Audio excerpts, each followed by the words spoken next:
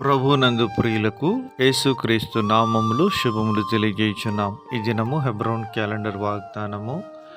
సాగిలపడి ఆయనను పూజించి కానుకలుగా ఆయనకు సమర్పించిరి.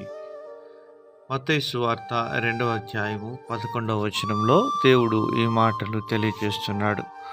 ప్రియమైనటువంటి దేవుని ప్రజలారా, లోకరక్షకుడైనటువంటి ప్రభువైన యేసుక్రీస్తు వారి జననము ప్రపంచానికి ఎంతో ఆశీర్వాదకరంగా దేవుడు నిర్ణయించి ఉన్నాడు. ఈ యొక్క వార్తను తూర్పు దేశపు జ్ఞానులు వారు తెలుసుకొనిన వారై మరి లోకరక్షకుడైన యేసు ప్రభువును పూజించడానికి, ఆయనను ఆరాధించి మహిమపరచడానికై వారు ఎంతో వ్యయ ప్రయాసములకు వచ్చి ప్రయాణం సాగించి ఆయనను మరి చూచి సాగిలపడి ఆయనకు కానుకలను సమర్పించిరని మత్తయి సువార్త 2:11లో మనం చూడగలుగుతున్నాం. బంగారు సాంబ్రాణి బోళమును ఆయనకు కానుకలుగా సమర్పించి ఉన్నారని మనము చూడగలం. ప్రియమైనటువంటి దేవుని ప్రజలారా, ఈ విధంగా ఆయనను చూచిన వారు ఆయనను ఆరాధించేవారుగా ఉంటారు. బైబిల్ సెలవిస్తుంది, హృదయ శుద్ధి గలవారు ధన్యులు,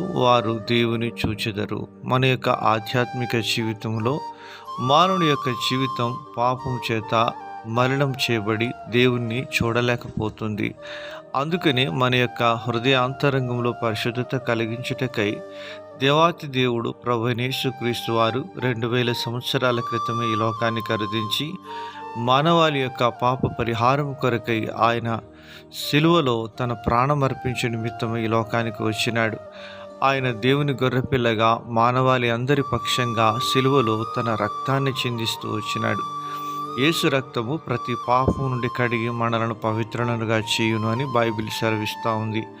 ప్రియమైనటువంటి దేవుని ప్రజలారా, మనం ఎవరమైనప్పటికీ, ఏ ప్రాంతానికి చెందిన వారమైనప్పటికీ, ఏ భాషకు చెందిన వారమైనప్పటికీ, ఏ యొక్క విధానంలో మనం జీవించిన వారమైనప్పటికీ దేవుని దృష్టిలో మనమందరం పాపులముగానే పరిగణించబడుతున్నాం. పాపం వలన వచ్చు జీతము మరణము, అయితే దేవుని కృపావరము మన ప్రభు అయిన క్రీస్తు యేసునందు నిత్య జీవమని బైబిల్ సెలవిస్తుంది. ఆ నిత్య జీవాన్ని మనం పొందుకోవాలి అంటే ఆయన యందు విశ్వాసం ఉంచిన వారంగా ఉండాలి. తూర్పు దేశపు జ్ఞానులు ఆయన యందు విశ్వాసం ఉంచి ఆయనను చూచడానికి మరి మరియమ్మను ఆయనను చూచి వారు ఆయనకు సాగిలపడి పూజించిరని బైబిల్లో రాయబడింది. మన ఆరాధనలకు ఆయనే అనగా ప్రభువైన యేసుక్రీస్తు వారి యోగ్యుడు. అలాగను ప్రభుని ఆరాధించుటకు ప్రభు మనకు సహాయం చేయనుగాక.